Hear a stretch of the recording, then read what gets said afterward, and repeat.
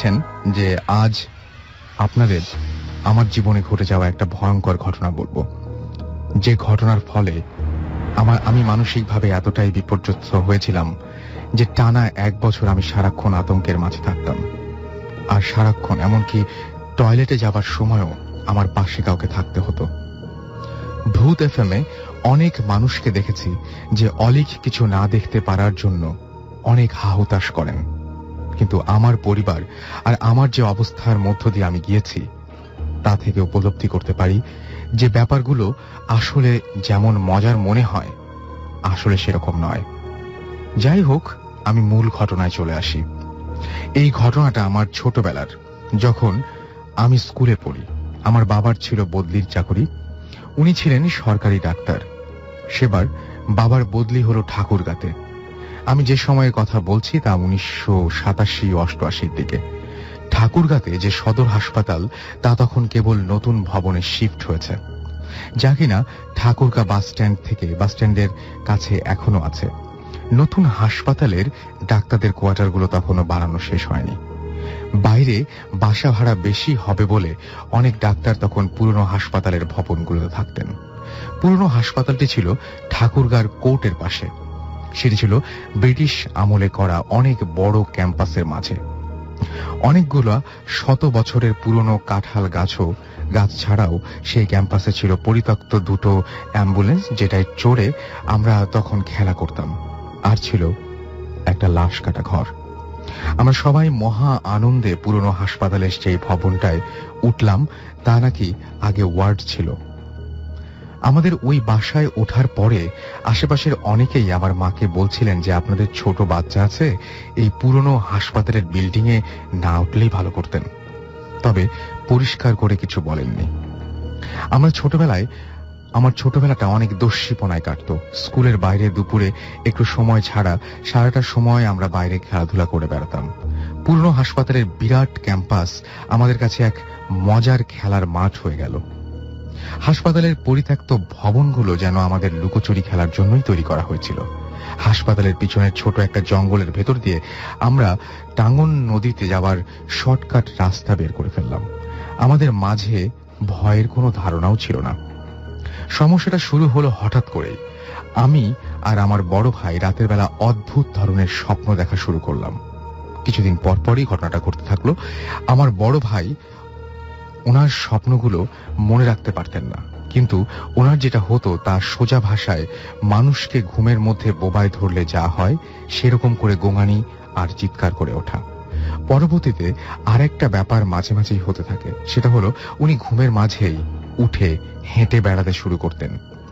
সবচাইতে অবাক করা ব্যাপার হলো উনি ঘুমের মাঝে 2 বার বাসার দরজা খুলে বাইরে চলে যান এবং ফজরের নামাজের যাবার সময় বাবা ওনাকে বাসার কিছু দূরের একটা কাঁঠাল গাছের নিচে ঘুমন্ত অবস্থায় খুঁজে পান। এরপর থেকে রাতে ঘুমাবার আগে আমার মা বাসার মূল দরজা ভেতর দিক থেকে তালা মেরে দিতেন। আমার স্বপ্নের ধরনটা ছিল আরো অদ্ভুত। আমি আমার স্বপ্নগুলো স্পষ্ট মনে রাখতে পারতাম। স্বপ্নগুলো এক কথায় জীবন্ত। আমার স্বপ্নে দেখতাম আমার ঘরের চারিদিকে কেমন জানি বদলে গেছে, সবকিছু যেন 50-60 বছর পিছিয়ে গেছে। আমার ঘরের চারিদিকে পরিচিত আসবাব কিছু নেই, বরং সেই জায়গাতে আছে সারি সারি করে পাতানো রোগীদের বিছানা, সাদা চাদর বিছানো। সেই বিছানাগুলোর মাঝে বেশিরভাগই রোগী শুয়ে আছে। তাদের কেউ কেউ কষ্টে কোঁকাচ্ছে, কেউ বা ঘুমে বিভোর। একবার স্বপ্নে আমি কাহিনী কি ভালো মতো দেখার জন্য উঠে বসি। এমন সময় দেখি কেউ একজন বলল যে বাবু উঠে গেছে, ওষুধের ডোজটা দিয়ে দেই। পিছনে তাকিয়ে দেখি একজন সিস্টার, পরিষ্কার সাদা পোশাক পরা, মায়াবী মুখ, আমার সামনে একটা ট্রলিতে কিছু একটা আনে। আমি বেকুবের মতো দেখতে থাকি। উনি অনেক যত্ন করে কি একটা ওষুধের অ্যাম্পুল ভাঙেন, একটা কাচের সিরিঞ্জে ওষুধটা নেন এবং আমার হাতটা ধরেন। এই পর্যায়ে আমি বুঝতে পারি আমার সাথেই কিছু একটা হতে যাচ্ছে। আমি হাত ছাড়ানোর জন্য জোরাজুরি করতে থাকি, চিৎকার করে বলতে থাকি, ছেড়ে দাও। ঘুম ভাঙলে দেখি আমার বড় ভাই ধাক্কা দিয়ে বলছেন, কি হয়েছে তোমার? স্বপ্ন দেখছো মনে হয়? খারাপ কিছু? হাত মুখে পানি দিয়ে আসো, ভালো লাগবে। হাত মুখে পানি দিয়ে আসো, ভালো লাগবে। এরপর আমি বাথরুমে যাই। হাত ভরে পানি নিয়ে মুখ ধোবার সময় হাতের দিকে চোখ আটকে যায়। হাতের এক জায়গায় খুব জোরে ধরায় 5 আঙ্গুলের দাগ হয়ে রক্ত জমাট হয়ে আছে। পরদিন সকালে আমার মা বাবাকে স্বপ্নের ব্যাপারটা খুলে বলি আর হাতের দাগটা দেখাই। আব্বা আম্মা ব্যাপারটা অবাক হন এবং ভয় পেলেও আমাদের সাহস দেবার জন্য বুঝ দেন যে ঘুমের ভেতর হয়তো আমি নিজেই নিজের অন্য হাত দিয়ে এমন করেছি। তবে আমার মা আর নানাকে বলে আমাদের 2 ভাইয়ের জন্য 2টো তাবিজ জানিয়ে দেন। আম্মা ওটা আমাদের হাতে বেঁধে দেন। মূল ঘটনা ঘটে এর কিছুদিন পরেই। আমাদের বাসায় তখন রেফ্রিজারেটর ছিল না। পুরনো হাসপাতালের প্রায় সবকিছুই নতুন শিফট করে গেলেও ইপিআই এর অফিসটা আগের ভবনেই ছিল। ইপিআই এর স্টোর রুমের জন্য সেবার ইউনিসেফ থেকে 5-6টা ডিপ ফ্রিজ দান করে। প্রয়োজন না থাকায় সেগুলো ইনস্টল না করে ফেলে রাখা হয়েছিল। ইলেকট্রিকের জিনিস পড়ে থাকলে নষ্ট হতে পারে ভেবে আমাদের পুরনো হাসপাতালে অবস্থানরত ডাক্তারদের একটা বড় ডিপ ফ্রিজ ইনস্টল করে নিজেদের প্রয়োজনে ব্যবহার করার জন্য অনুমতি দেন। বাবা সহ অন্যান্য ডাক্তাররা, আঙ্কেলরা কোরবানির ঈদের আগে ঠিক করেন যে ঈদ উপলক্ষে এবার একটা ডিপ ফ্রিজ ইনস্টল করবেন। সেই সময় ফ্রিজ মানে আমাদের কাছে অনেক মজার ব্যাপার ছিল। আইসক্রিম বানানো যাবে, বরফ বানিয়ে সেই বরফ খাওয়া বিশাল আনন্দের ব্যাপার ছিল আমাদের মাঝে। তো সেই ফ্রিজ ইনস্টল করতে করতে মেকানিক রাত 11টা বাজিয়ে দিল।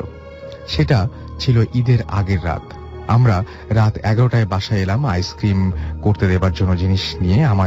আমার বাটিতে করে মার বানায় দেওয়া দুধ চিনির মিশ্রণ নিয়ে যাচ্ছিলাম বাসা থেকে ইপিআই অফিসে, যা কিনা বেশ খানিকটা দূরে ছিল। আর পথের মাঝে 2টা বড় কাঁঠাল গাছ আর লাশ কাটা ঘরটা পড়তো।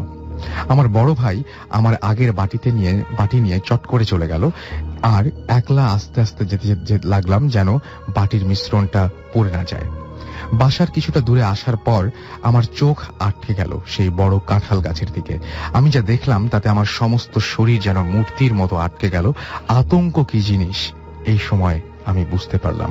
আমি দেখলাম সেই গাছের আড়াল থেকে সেই সিস্টারটি বের হয়ে আসছেন, যাকে আমি স্বপ্নে দেখেছিলাম। আমি নড়তে পারছিলাম না। মোহগ্রস্ত মানুষের মতো তাকিয়ে দেখলাম মহিলাটি আমাকে ইশারায় ডাকছেন। অন্ধকারে ওনার শরীরটা যেন হালকা নীলাভ আলো ছড়াচ্ছিল। আমি কত সময় দেখেছি মনে নাই, শুধু মনে আছে এক সময় আমি সম্বিত ফিরে পেলাম। তখন আমি চিৎকার করে বাসার দিকে দৌড় দিলাম। বাসার উঠোনে এসে চিৎকার করে জ্ঞান হারালাম। আমার জ্ঞান যখন ফিরল আমি আমার বাবার কোলে। আমি আতঙ্কে বাবাকে জড়িয়ে ধরলাম। আমার মনে আছে সেই রাতে আমাকে দেখার জন্য অন্যান্য ডাক্তার আঙ্কেলরা এসেছিলেন। কড়া ডোজের ঘুমের ওষুধেও সারা রাত আমি চোখের পাতা এক করতে পারিনি। পরদিন সকালে ঈদ ছিল, কিন্তু আমাদের সেবারের ঈদের আনন্দ মাটি হয়ে গিয়েছিল। আমার ফোবিয়াটা এমন ভয়াবহ হয়ে দেখা দিল যে বিকেলে আমরা নানা বাড়ি দিনাজপুরে আমাদের নিয়ে চলে গেলেন।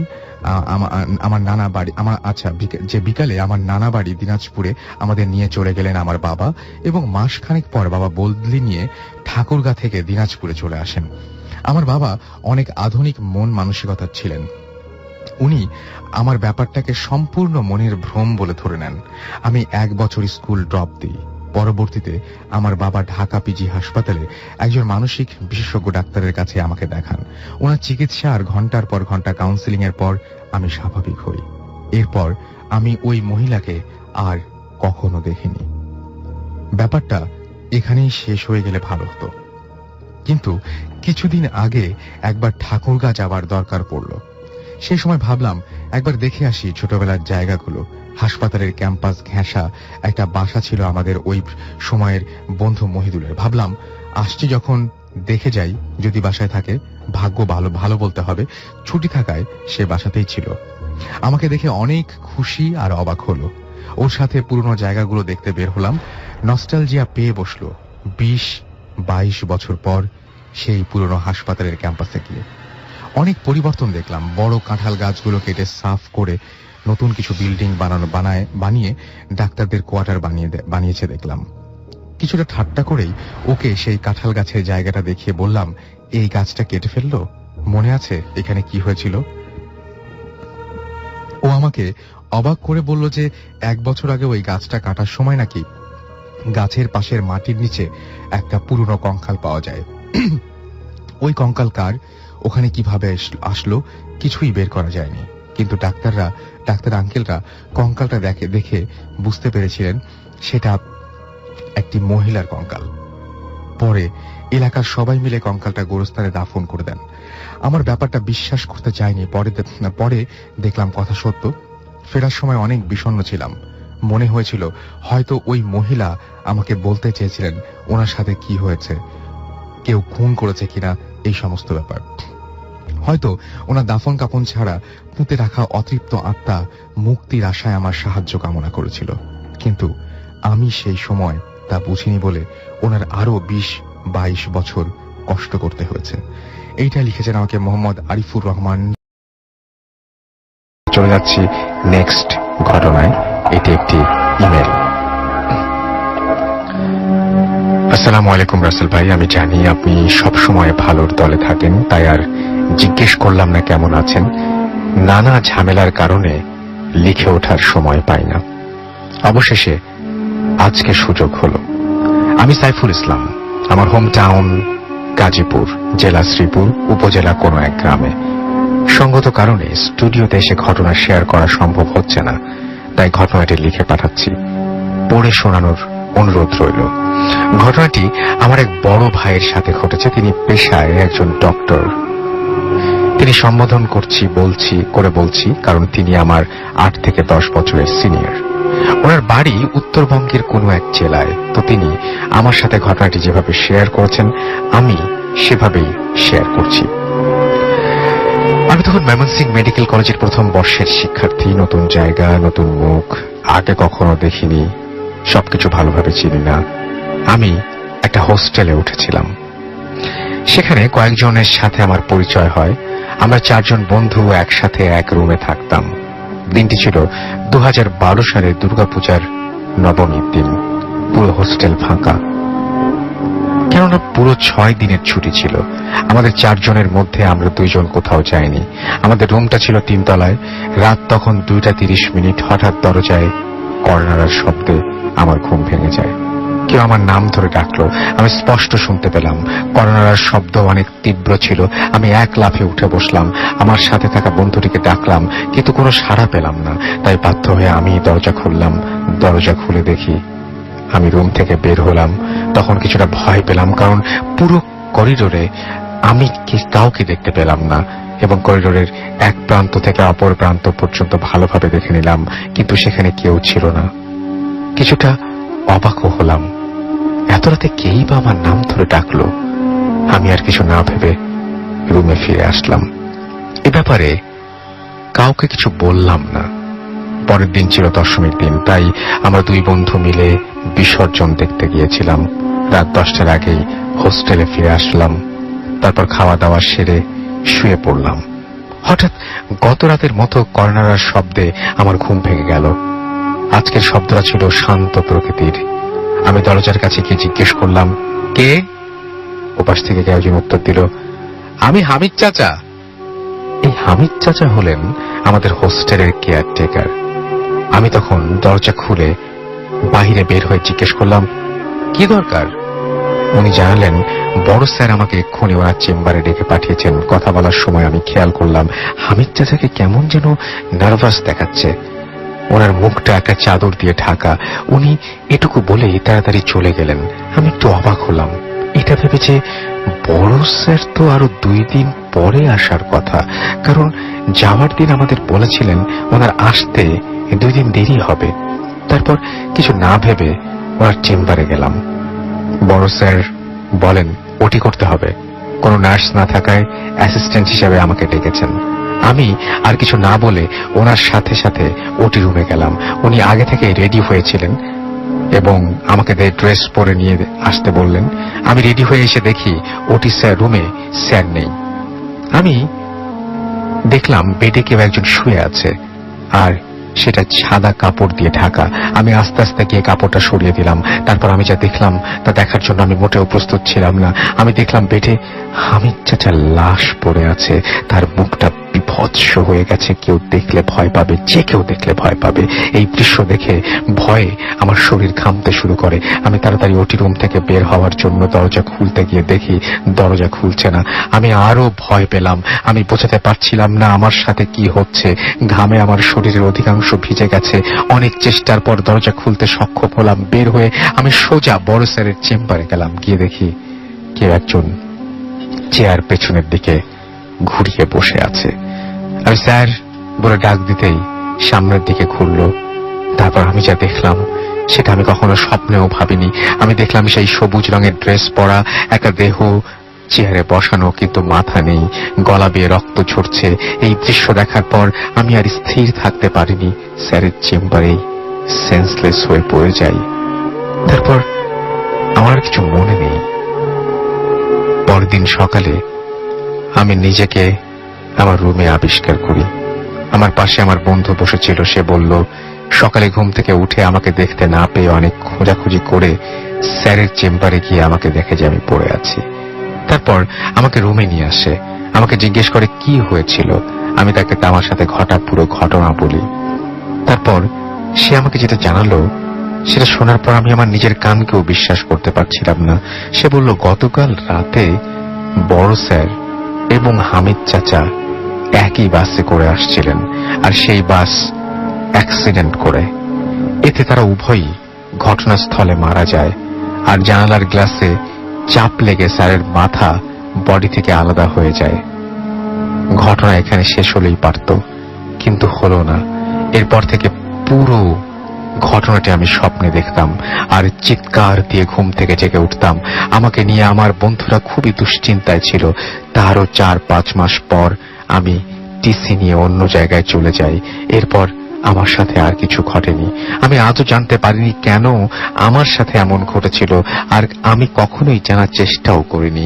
কিছু কিছু ঘটনার রহস্য থাকাই ভালো। এই ছিল আমার ঘটনা। জানি না আপনাদের কাছে কেমন লেগেছে, তবে আমার কাছে ঘটনাটি অনেকটাই ভয়ঙ্কর লেগেছে। প্রথমবার আমি সেভাবেই পড়ে শোনাচ্ছি। আসসালামু আলাইকুম রাসেল ভাই, আশা করি ভালো আছেন। আমার নাম লকিব আসিফ ইকবাল। আমি একটি বেসরকারি প্রতিষ্ঠানে লজিস্টিক কাম ফিনান্স অফিসার হিসেবে কর্মরত আছি।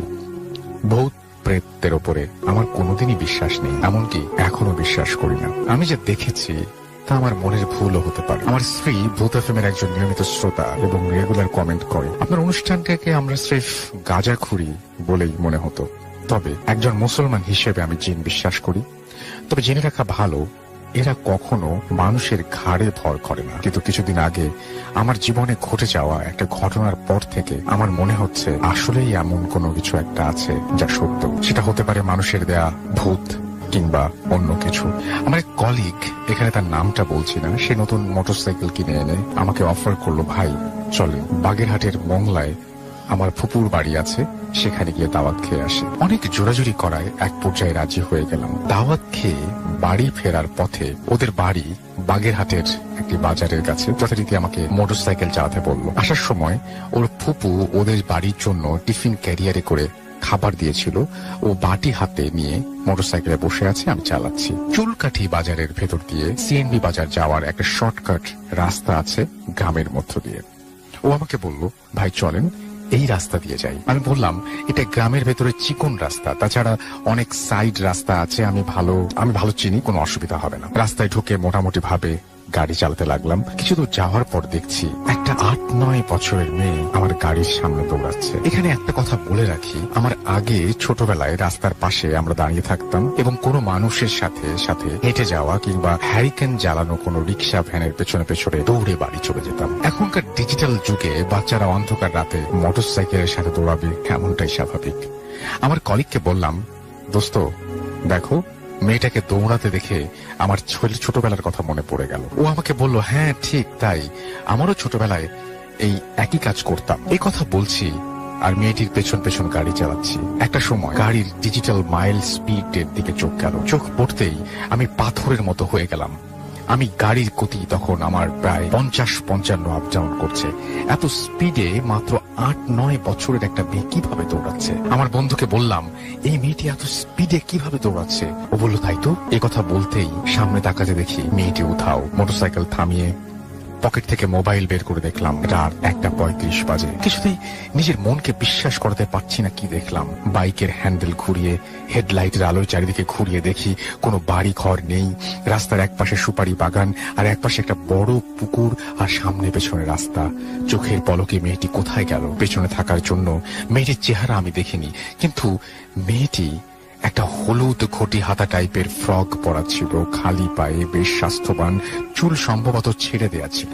নিজের চোখকে কোনো রকমে বিশ্বাস করতে পারছিলাম না। যাই হোক, ঘটনা যদি এখানেই শেষ হতো তবে কোন রকম যুক্তি দিয়ে ভাবতাম হয়তো মেয়েটি তার বাড়িতে ঢুকে গিয়েছিল আর আমাদের বাইকের মিটার খারাপ হতে পারে, ডিজিটাল মিটার। যখন আমরা ওদের বাড়িতে ফিরলাম তখন ঘটলো সব থেকে বড় যুক্তিহীন ঘটনা। যে টিফিন বাটিতে করে ওর ফুপু খাবার দিয়েছিল, সে বাটিতে কিছু লতাপাতা, গোবর, শুকনা মাটি আর একটা ফ্রক দুমড়ে মুচড়ে রাখা। এটি সেই ফ্রক যেটি আমি মেয়েটির পরনে দেখেছি। চাচি আম্মা যখন আমাদের সামনে বাটি খুললো তখন আমরা এই দৃশ্য দেখে মুখের ভাষা হারিয়ে ফেলেছিলাম এবং সাথে সাথে আমি জ্ঞান হারিয়ে ফেলি। আমার জ্ঞান যখন ফিরলো দেখলাম আমার স্ত্রী আমার পাশে বসা। আমি বললাম, তুমি এখানে কিভাবে এলে? ও আমাকে বলল, আমি গত 4 দিন ধরে এই বাড়িতেই। আমার কলিগের কথা বলল, সে আমাকে নিয়ে এসেছে। পরে জানতে পারলাম আরো ভয়ঙ্কর ঘটনা।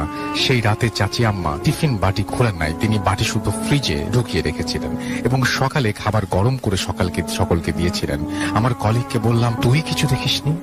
ও আমাকে বলল, আমি বাইক চালানোর সময় ওর সাথে গল্প করতে করতে চলে এসেছি, এমন কোনো ঘটনা ঘটেনি। ওরা ভেবেছিল আমার হয়তো শরীর অসুস্থ থাকার কারণে মাথা ঘুরে পড়ে যাই এবং 4 দিন জ্বরে ভুগি। ঘটনাটা কেউ বিশ্বাস করছিল না বলে আমি চেপে যাই, আর কোনো কথাও বাড়াই না। তারপর থেকেই আমি রাতে বাইক চালাতে গেলেই মনে হয় মেয়েটি আমার পাশে দৌড়াচ্ছে। তাই এখন রাতে বাইক চালাই না। যদি খুব জরুরি হয় তবে বাইক চালাতে পারি এমন কাউকে সাথে নিয়ে বাইরে যাই। ঘটনাটা বিশ্বাস হলে অন্যদের পড়ে শোনাবেন। আপনি ভালো থাকবেন। নকিব আসিফ ইকবাল, খুলনা থেকে এই ঘটনাটি পাঠিয়েছেন এবং চমৎকার একটি ঘটনা, এবং আশা করছি যে এই ঘটনাটি আপনাদের যথেষ্ট আনন্দ দিতে পেরেছে থেকে এসছে এবং এই ঘটনাটি পড়ে শোনাতে চাই। এই ঘটনাটি খুব অদ্ভুত টাইপের একটা ঘটনা, ভয়ের বলবো কিনা জানি না। যিনি লিখেছেন আমি বরং তার মতো করেই পড়ে শোনাই এবং পুরোপুরি ভারটা আপনাদের উপরে দিয়ে দিই। আসসালামু আলাইকুম রাসেল ভাই, আশা করি ভালো আছেন। আমি অনেকদিন থেকেই ভাবছি আমার সংগ্রহে থাকা কিছু ঘটনা লিখে পাঠাবো, তবে সময়ের অভাবে সেটা হয়ে ওঠেনি। বেশ ব্যস্ততার মধ্যেও একটা ঘটনা লিখছিও খুব সংক্ষেপে। আমার পক্ষে স্টুডিওতে যাওয়া সম্ভব নয়, ভালো লাগলে পড়ে শোনাবেন। আমার নাম মোহাম্মদ শাফিন শাহরিয়ার, খুলনায় থাকি। ঘটনা ঘটে আমার এক বন্ধুর সাথে, ওর মতো করেই তিনি লিখেছেন ঘটনাটা 2 বছর আগে। শীত তখনও পুরোপুরি শেষ হয়নি, তবে শেষের পথে। বসন্তের আগমনী বার্তা শোনা যাচ্ছে। আমাদের দেশ যে নাতিশীতোষ্ণ অঞ্চলে অবস্থিত সেটা খুব ভালোভাবে অনুভব করা যায়। এ সময় প্রকৃতি নবরূপে সাজতে শুরু করে। কোথাও বেড়াতে যাবার জন্য এই সময়টা খুবই উপযোগী। তাই আমি এবং আমার কয়েকজন বন্ধু মিলে সিদ্ধান্ত নিলাম বেড়াতে যাওয়ার। আমরা যাব কুষ্টিয়াতে। ভাবলাম একই সাথে অনেক কিছু দেখা যাবে। লালন, রবীন্দ্রনাথ, কাঙাল হরিনাথ, কাজী মোতাহার হোসেন, কে নেই সেখানে? যেন মনীষীদের মিলন মেলা বসে গেছে। পূর্ব সিদ্ধান্ত অনুযায়ী আমি, রাকিব, আশিক, নাইম ও বুলবুল রওনা হলাম কুষ্টিয়ার পথে। আমরা কেউই এর আগে কখনো ট্রেনে উঠিনি, তাই সিদ্ধান্ত নিলাম ট্রেনে চেপে যাওয়ার। বেশ আনন্দ ও উত্তেজনা কাটলো আমাদের ট্রেন যাত্রা। পোড়াদহ স্টেশনে নামলাম সকাল 10টার দিকে। সেখান থেকে কুষ্টিয়া পৌঁছালাম 10:30টার সময়। প্রথমেই গেলাম লালন শাহর বাড়িতে, সেখান থেকে গেলাম মীর মোশাররফ হোসেনের বাড়ি এবং শেষে রবীন্দ্রনাথ ঠাকুরের কুঠি বাড়ি। ঘটনাটা ঘটলো রবীন্দ্রনাথের বাড়িতে। আমরা যখন রবি ঠাকুরের কুঠি বাড়িতে পৌঁছালাম তখন দুপুর গড়িয়ে বিকেল। বাড়ির চারপাশটা ঘুরে দেখতে লাগলাম। দোতলা বাড়ি, বাড়ির সাথেই বেশ বড় একটা দিঘি, পুরনো কতগুলো আম গাছ। আম গাছগুলো দেখে মনে হয় রবীন্দ্রনাথের আম। আমরা ঘুরে ফিরে দেখতে লাগলাম। এমন সময় জানতে পারলাম রবীন্দ্রনাথের বাড়ি থেকে সামান্য একটু দূরেই পদ্মার পাড়ে রবীন্দ্রনাথের কবিতা লেখার ঘর। কবি সাহিত্যিকদের প্রতি আমার এমনিতেই দুর্বলতা রয়েছে। ভাবলাম কবিতা লেখার ঘরটা একবার দেখে আসা যায়। আর কখনো আসবো কিনা তা তো বলা যায় না, তাই সাথটা পূরণ করে যাওয়াই ভালো। কিন্তু ততক্ষণে প্রায় সন্ধ্যা হয়ে এসেছে, তাই আমার বন্ধুরা কেউ যেতে রাজি হলো না। শেষ পর্যন্ত ওদের বললাম, তাহলে তোরা কিছুক্ষণ এখানে বসে অপেক্ষা কর, আমি একা একটু ঘুরে আসি। ওরা তাদের রাজি হলো। আমি একাই হাঁটতে শুরু করলাম। পদ্মার পাড়ে বেশ কিছু দূর হাঁটার পর আমি পৌঁছতে পারলাম না সেখানে। আমাকে বলা হয়েছিল সামান্য একটু দূরেই রবীন্দ্রনাথের কবিতা লেখার ঘর। হেঁটে যেতে চাইলে সর্বোচ্চ 5 থেকে 7 মিনিট সময় লাগবে, কিন্তু আমি 20 মিনিট হাঁটার পরেও কিছুই দেখতে পেলাম না। আরো 10 মিনিট হাঁটলাম, তাও কিছু দেখতে পেলাম না। তখন ভাবলাম কবিতা লেখার ঘর দেখে আর কাজ নেই, ফিরে যাই বন্ধুদের কাছে, ওরা হয়তো আমার জন্য অপেক্ষা করে আছে। তখন আমি রবীন্দ্রনাথের বাড়িতে ফিরে যাওয়ার জন্য হাঁটতে শুরু করলাম। যে পথে এসেছিলাম সে পথেই ফিরে যেতে শুরু করলাম, কিন্তু ফিরে যাওয়ার সময় সবকিছু অপরিচিত মনে হতে লাগলো। মনে হচ্ছে এই পথে আমি এর আগে কখনো আসিনি। এসেছিলাম যে পথে সেটা ছিল মাটির রাস্তা, আর এখন যে পথ দিয়ে হাঁটছি সেটা শুধু পাকা রাস্তা যে তাই না, বরং সুন্দর একটি রাস্তা যেখানে আমি আগে কখনো আসিনি। যতই সময় যেতে লাগলো আমি ততই এক শহরের মধ্যে প্রবেশ করতে লাগলাম, যে শহর বাস্তবে হওয়া সম্ভব নয়। মানুষ এত সুন্দর শহর হয়তো স্বপ্নেও কল্পনা করতে পারে না।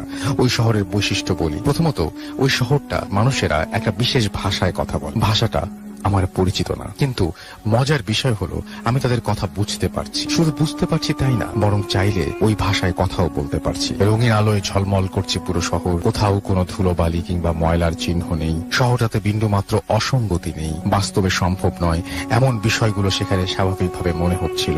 সবচেয়ে আশ্চর্যের বিষয় হলো সেখানে কোনো অখ্যাত মানুষ বাস করে। আমি প্রথমে যে শহরে প্রবেশ করেছিলাম তখন অনেককেই চিনতে পারিনি, কিন্তু পরে অনেকের সাথে আমার দেখা হয়েছিল এবং তারা সবাই বিখ্যাত মানুষ। এই শহরে দুদিন থাকার পর আমি বুঝতে পারলাম আমি এই শহরে যাদের চিনি আর যাদের চিনি না তাদের সকলেই অনেক বিখ্যাত ব্যক্তি, তবে জীবিত কোনো বিখ্যাত ব্যক্তি সেখানে নেই। সেখানে যাদের দেখলাম তারা বহু আগেই মারা গেছেন, কিন্তু এ সকল বিখ্যাত লোকেরা যে মারা গেছেন, এখন যে তারা জীবিত নেই সেই কথাটা ওই শহরে থাকা অবস্থায় একবারও মনে হয়েছে তারা স্বাভাবিক নিয়মেই বেঁচে আছেন। আমিও সেখানে তাদের সাথে বাস করছি বহুদিন ধরে। ওই শহরে প্রবেশ করার পর আমার একবারও মনে হয়নি যে যেখানে গেলাম সেখানে গেলাম কি করে, বরং মনে হয়েছে আমি তো এই শহরেরই একজন। যে দুদিন আমি সেখানে ছিলাম সে সময় আমার মোটেও ক্ষুধা পিপাসা বোধ হয়, কিন্তু সেই শহরে প্রবেশের দুদিন পর হঠাৎ আমার খুব পিপাসা পেল। আমি পানি পান করার উদ্দেশ্যে একটা পানির উৎসের কাছে গেলাম এবং পানি পান করার পরই হঠাৎই লক্ষ্য করলাম আমি রবীন্দ্রনাথের বাড়ির দিঘির পাশে বসে আছি। আমার অদূরেই আমার বন্ধুরা দাঁড়িয়ে গল্প করছে। আমি তাদের কাছে যেতেই তারা আমার কাছে জানতে চাইলো আমি এখানে কিভাবে এলাম। আমি স্বাভাবিকভাবে বললাম এই মাত্র। তারা বলল এত দ্রুত চলে আসলি কি করে, তুই না বলেছিলি তোর 15 মিনিটের মতো লাগবে। আমি ওদের জিজ্ঞাসা করলাম কেন, কত সময় গেছে। তারা বলল এই তো সবে 5 মিনিট। তখন আমি বড় সড় রকমের একটা ধাক্কা খেলাম। তাহলে আমার কাছে মনে হওয়া এই 2 দিন আমি কোথায় ছিলাম? তাছাড়া আমার কাছে মনে হওয়া 2 দিন ওদের কাছে 5 মিনিট কেন মনে হচ্ছে? এসব প্রশ্নের কোনো উত্তর আমার জানা নেই, তবে ওই 2 দিনের অভিজ্ঞতা আমার কাছে ছিল খুবই অদ্ভুত। আপনারা যারা ইনসেপশন মুভিটা দেখেছেন তারা দেখবেন যে আমাদের রিয়েলিটিতে যে সময়টা খুব অল্প সেটা স্বপ্নে অনেক দীর্ঘ সময় ধরে হচ্ছে। 1 সেকেন্ড স্বপ্নের ক্ষেত্রে অনেক লম্বা সময়, এরকম আমরা অনেক মুভিতে দেখি। তো এখানে এই ঘটনাটা কি তিনি স্বপ্নের মধ্যে দেখেছেন নাকি কিভাবে এই 5 মিনিট 2 দিন হয়ে গেল, এটা তিনি ভালো জানেন এবং আপনারা যারা জানাতে চান আমাদের কমেন্টে জানাতে পারেন। বাট এই ঘটনাটা একটু অদ্ভুতটাই। যিনি ঘটনা পাঠিয়েছেন তার মতো করেই। আসসালামু আলাইকুম রাসেল ভাই, আশা করি ভালো আছেন। আমার নাম মোহাম্মদ শাফিন শাহরিয়ার, আমি খুলনাতে থাকি। আমার পক্ষে স্টুডিওতে যাওয়া সম্ভব নয়, তাই লিখে পাঠালাম, ভালো লাগলে পড়ে শোনাবেন। অনেক বড় একটা মাঠ, মাঠের এক কর্নারে চমৎকার একটা কৃষ্ণচূড়া গাছ। সবুজ পাতার ফাঁকে ফাঁকে থোকা থোকা লাল রঙের কৃষ্ণচূড়া ফুল ফুটে আছে। আকাশ খানিকটা মেঘলা, তবে বৃষ্টি হওয়ার সম্ভাবনা কম। শীতল হাওয়া বইছে। মধ্য বিকেল, আর কিছুক্ষণের মধ্যেই আরবি হিসাব অনুযায়ী আজকের দিনের সমাপ্তি ঘটবে এবং আগমন ঘটবে নতুন একটা দিনের। আমরা বাঙালিরা অবশ্য আরবি হিসাব অনুযায়ী দিন গণনা করি না, তবে মাওলানা শফিকুর রহমান, এটা তার আসল নাম না, ছদ্মনাম, তিনি আরবি অনুযায়ী দিন গণনা করতে পছন্দ করেন এবং তিনি নিয়মিত আরবি মাসের হিসাব রাখেন। যাই হোক, সব মিলিয়ে চমৎকার একটা পরিবেশ বিরাজ করছে চারপাশে। কৃষ্ণচূড়া গাছটার নিচে একা একা দাঁড়িয়ে আছেন মাওলানা মুশফিকুর রহমান। এই সময়টাতে তিনি কারো সঙ্গ পছন্দ করেন না। একাকিত্ব যে খুব উপভোগ করেন তাও না, তবে একাকিত্বে বিরক্ত হন না। কিন্তু এ সময় তার আশেপাশে কেউ থাকলে তিনি খুবই বিরক্ত হন। প্রতিটি মানুষেরই দিনের অন্তত কিছুটা সময় একাকী কাটানো উচিত, নিজেকে সময় দেওয়া উচিত, নিজেকে নিয়ে ভাবা উচিত। অনেকে এই কাজটার প্রয়োজনীয়তা বোঝে না, তবে মাওলানা সাহেব এটা বোঝেন। এই জন্যই তিনি কিছুটা সময় একা একা নিজের সাথে কাটান। এ সময় তিনি নানা বিষয় নিয়ে ভাবেন। আজ তিনি ভাবছেন গতকাল রাতে দেখা স্বপ্নটা নিয়ে। স্বপ্নটা এমন, তিনি ফিরে গেছেন তার শৈশবে। তার মা তাকে বলছে, মুশফিক, গোসল করে আয়। তিনি তার মায়ের নির্দেশ মতো পুকুরে গেলেন গোসল করতে। তিনি যখন ডুব দিলেন তখন তার মনে হতে লাগলো কে যেন তার মাথা পানির মধ্যে চেপে ধরে রেখেছে। তিনি অনেক কষ্ট করেও মাথা পানির উপরে তুলতে পারছেন না, তার দম প্রায় বন্ধ হয়ে আসছে। এমন সময় হঠাৎ তিনি চাপ কম অনুভব করলেন এবং মাথা পানির উপরে তুলতে সমর্থ হলেন। কিন্তু তিনি পানির উপরে মাথা তোলার পরে কাউকে দেখতে পেলেন না। পুকুরে কেবল তিনি একাই গোসল করছেন, আর কেউ, তাহলে কে তার মাথা পানির নিচেতে চেপে ধরে রেখেছিল? এটা ভাবতে ভাবতে তিনি আবার পানিতে ডুব দিলেন এবং আবার কে যেন তার মাথাটা পানির নিচে চেপে ধরে রাখলো। প্রায় বন্ধ হয়ে যাওয়ার মতো সময় তিনি পানির ওপরে মাথা তুলতে সক্ষম হন এবং এবারও তিনি মাথা পানির ওপরে তুলে দেখেন কেউ নেই তার আশেপাশে। তিনি বুঝতে পারলেন না কেন এমনটা হচ্ছে। তিনি আবার ডুব দিলেন এবং তার মাথা আবারও কে যেন চেপে ধরে রেখেছে বলে তার মনে হলো এবং তার দম বন্ধ হয়ে আসছিল। আর ঠিক তখনই তার ঘুম ভেঙে গেল এবং তিনি হাঁপাতে হাঁপাতে ঘুম থেকে জেগে উঠলেন। তবে আশ্চর্যের বিষয় হলো তিনি ঘুম থেকে জেগে উঠে দেখতে পেলেন তার সমস্ত শরীর ভেজা, ঘামে ভেজা নয়, পানিতে ভেজা। এবং পরপর 3 দিন তিনি একই স্বপ্ন দেখলেন এবং প্রতিবারই তিনি ঘুম থেকে জেগে উঠে দেখেন তার সমস্ত শরীর পানিতে ভিজে আছে। তিনি কারো কাছে তার এই অদ্ভুত স্বপ্নের কথা বললেন না, কারণ তিনি মওলানা মানুষ এবং তিনি নিজেই ঝাড়ফুঁক করেন। এমনকি জিনের আসরও তিনি দূর করে থাকেন। সেই তিনি যদি এমন সমস্যায় জর্জরিত হন তাহলে তার কাছে কোনো লোক ছুটে আসবে কোন ভরসায়? তিনি প্রতিদিন রাতে দোয়া দুরূদ পড়েই ঘুমোতে যান। তাহলে তিনি কেন এমন দুঃস্বপ্ন দেখছেন তা তিনি বুঝতে পারলেন না।